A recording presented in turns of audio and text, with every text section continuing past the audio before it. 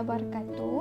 Saya Nur Afika binti Muhammad Isa bersama sahabat saya Nur Ayuni binti Abdul Rahman akan menerangkan sedikit sebanyak tentang topik yang telah kami pilih, iaitu auditory system. Baik, apakah definisi auditory system? Auditory system adalah sebuah sistem badan yang bertanggungjawab untuk pendengaran, dan sistem pendengaran ini berfungsi dengan mengubah pelbagai isyarat mekanikal yang lemah menjadi rangkaian isyarat elektrik yang kompleks di sistem saraf pusat. Okey, bunyi atau suara ini adalah rangkaian perubahan tekanan di udara. Seterusnya kita pergi pada komponen telinga.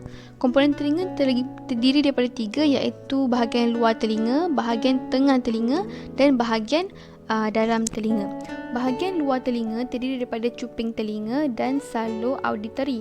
Cuping telinga berfungsi untuk menerima gelombang bunyi, manakala salo auditory pula adalah untuk menyalurkan gelombang bunyi ke gegendang telinga.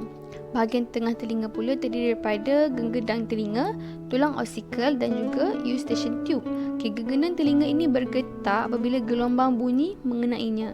Manakala tulang oksikal pula adalah memperkuat getaran bunyi dan menghantarnya ke jendela bujur. Manakala eustachian tube pula adalah untuk menyeimbangkan tekanan udara pada kedua-dua belah gegendang telinga, iaitu bahagian luar dan bahagian dalam. Okey, komponen telinga bahagian dalam telinga adalah terdiri daripada salo separa bulat, saraf auditory, koklia dan jendela bujur. Salo separa bulat ini adalah untuk mengawal keseimbangan badan. Saraf auditory pula adalah untuk menghantar impuls dari koklia ke otak, mana koklia adalah untuk menukar getaran bunyi kepada impuls, dan jendela bujur berfungsi untuk menghantar getaran bunyi dari telinga tengah ke telinga dalam. Baik, saya akan menerangkan tentang proses pendengaran, di mana yang pertama adalah gelombang suara yang memasuki telinga akan dibawa ke saluran pendengaran hingga ke gegendang telinga.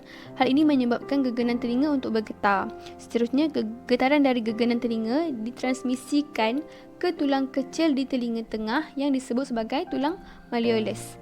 Dan yang ketiga, apabila tulang malleolus ini bergetar, ia akan menghantar getaran tersebut ke tulang incus dan stapes.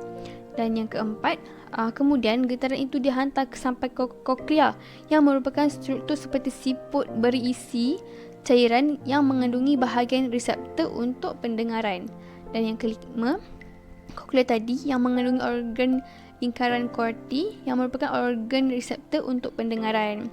Dan yang keenam, ianya terdiri daripada rambut kecil yang menterjemahkan getaran cecair dari saluran di sekitarnya menjadi impuls elektrik yang dibawa ke otak oleh saraf deria.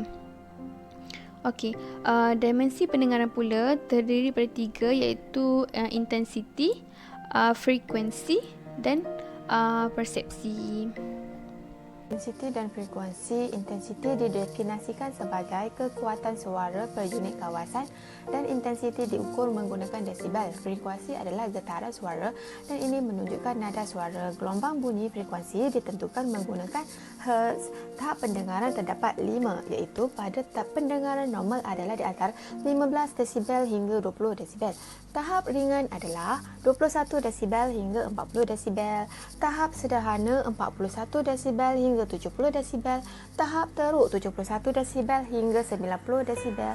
Tahap sangat teruk adalah melebihi 90 desibel.